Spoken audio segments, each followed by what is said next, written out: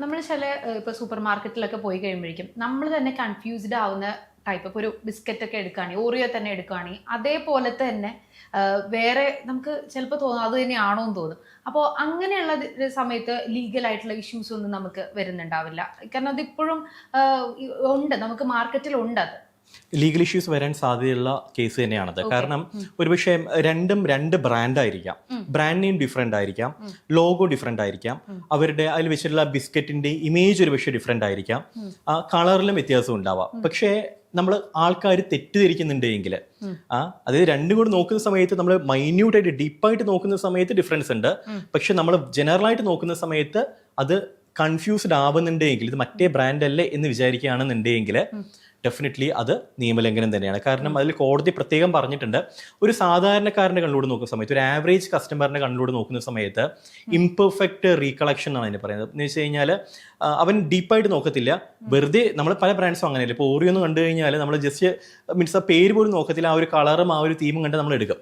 അത് ഓറിയോ എന്നാണോ, അതോ ഓയ്ക്ക് പകരം എ ആണോ, അതോ ആ ഇക്ക് പകരം ഓ ആണ്, ഇതൊന്നും നമ്മൾ നോക്കത്തില്ല. നമ്മളത് എടുക്കാറാണ് പതിവ്. കാരണം നമ്മളൊരു ആവറേജ് കസ്റ്റമർ ആണ്, നമ്മൾ ഡീപ്പായിട്ട് നോക്കുന്നില്ല, ആ ബ്രാൻഡ് കാണുന്നു, പുറമേ കാണുന്നു, നമ്മൾ എടുക്കുന്നു. ഇവിടെ ഇത്തരത്തിൽ ആൾക്കാർ കൺഫ്യൂസ് ആവുന്നുണ്ട് എങ്കിൽ ഡെഫിനറ്റ്ലി അത് നിയമലംഘനം തന്നെയാണ്. അത് നമ്മൾ സെയിം ലോഗോ യൂസ് ചെയ്യണമെന്നില്ല, പേര് യൂസ് ചെയ്യണമെന്നില്ല, ഈവൻ കളർ തീം പോലും യൂസ് ചെയ്യണമെന്നില്ല. പക്ഷേ ആൾക്കാർ കൺഫ്യൂസ്ഡ് ആവുന്നുണ്ടെങ്കിൽ അത് നിയമലംഘനം തന്നെയാണ്. അപ്പോൾ അങ്ങനെയുള്ള കേസസ് നമ്മൾ ഈവൻ കേരളത്തിലും ഉണ്ടായിട്ടുണ്ട്. ഇപ്പോൾ ഈസ്റ്റേൺ ഒരു ഡൂപ്പ് ഉണ്ടായിരുന്നു, ഞാൻ ആ പേര് പറയുന്നില്ല. ഈസ്റ്റേണുമായി സെയിം കൈൻഡ് ഓഫ് ലോഗോ ആണ് അവർ യൂസ് ചെയ്തിട്ടുള്ളത്, പേര് ഡിഫറെൻ്റ് ആണ്, പലതും ഡിഫറെൻ്റ് ആണ്. പക്ഷേ രണ്ടും അടുത്ത് വെച്ച് കഴിഞ്ഞാൽ നമുക്ക് ഈസ്റ്റേൺ ആണോ ഇതാണോ നമുക്ക് ഏതാണെന്ന് അറിയത്തില്ല. അപ്പം അത് അവർക്ക് ഇപ്പോൾ rectification, even trade mark registration അവർക്ക് കിട്ടി. അവർക്ക് ട്രേഡ് മാർക്ക് രജിസ്ട്രേഷൻ കിട്ടിയതിന് ശേഷം ഈ ഈസ്റ്റേൺകാർ ഇപ്പോൾ അവർക്ക് റെക്ടിഫിക്കേഷൻ ഫയൽ ചെയ്തിരിക്കുകയാണ്. കാരണം രജിസ്ട്രാറുടെ തീരുമാനം തെറ്റാണ്, ഇതിനകത്തുള്ള ഇങ്ങനെ എല്ലാ മീൻസ് ഇത് ഞങ്ങളുടെ ബ്രാൻഡിനെ കോപ്പി അടിച്ചിട്ടുള്ളതാണെന്നുള്ള രീതിയിൽ ഇത് അപ്ലിക്കേഷൻ റിജക്ട് ചെയ്യണം എന്ന് പറയുന്ന രീതിയിൽ ഒരു റെക്ടിഫിക്കേഷൻ ഇപ്പോൾ ഫയൽ ചെയ്തിട്ട് അപ്പോൾ അത് അണ്ടർ പ്രോസസ്സിങ്ങിലാണ്. അങ്ങനെയുള്ള കേസസും നമുക്ക് നടക്കുന്നുണ്ട്. അതുകൊണ്ട് തന്നെ ഒരിക്കലും കോപ്പി ചെയ്യാൻ നിൽക്കരുത്, മറ്റ് ബ്രാൻഡിനെ പോലെ എൻ്റെ ബ്രാൻഡ് ആവണം എന്ന് വിചാരിക്കുകയും ചെയ്യരുത്. ഇത് എൻറ്റയർലി ഡിഫറെൻ്റ് ആകണം. പലപ്പോഴും ഡിസൈനേഴ്സ് ആണ് ഇവിടെ ഏറ്റവും ബുദ്ധിമുട്ടുന്നത്.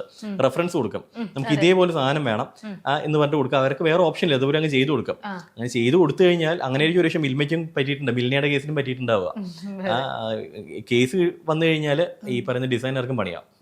ഓക്കെ, നമ്മളതുപോലെ തന്നെ ഈ പേരുകൾ ചൂസ് ചെയ്യുന്ന സമയത്താണെങ്കിൽ നമ്മൾ ശ്രദ്ധിക്കേണ്ടത്, ഇപ്പോൾ ഏതെങ്കിലും ഓൾറെഡി ഉണ്ട്, ഇപ്പോൾ ഏതെങ്കിലും ഒരു ഫുഡ് പ്രൊഡക്റ്റ് ആണെന്ന് കരുതി, ഇപ്പോൾ ഒരു നേരത്തെയൊക്കെ പറഞ്ഞ ഒരു അച്ചാറിൻ്റെ ഒരു പേരോ അങ്ങനെയുള്ള പേര് ഫുഡ് പ്രൊഡക്റ്റ് വരുമ്പോൾ നമുക്ക് ഒരു ഹോട്ടൽ സെക്ഷനിലേക്കൊക്കെ വരുമ്പോൾ അതേ പേരുകൾ തന്നെ യൂസ് ചെയ്യുമ്പോൾ അത് നമുക്ക് ട്രേഡ് മാർക്കിൽ നമുക്ക് ബാധിക്കുമോ, നമ്മൾ പുതിയൊരു ബിസിനസ് തുടങ്ങുന്ന ഒരാൾക്ക്?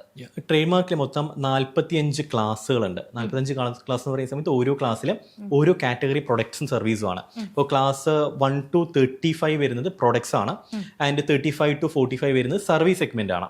അപ്പം ഇവിടെ ഇപ്പം അച്ചാർ പിക്കിൾ വരുന്നത് ക്ലാസ് 29-ലാണ്. 29-ൽ ഞാനൊരു പേരിന് അപ്ലൈ ചെയ്തു. മറ്റൊരാൾക്ക് ഇതേ പേരിൽ ഒരു റെസ്റ്റോറന്റ് സ്റ്റാർട്ട് ചെയ്യാൻ കഴിയുമെന്നുള്ളതാണ് ചോദ്യം.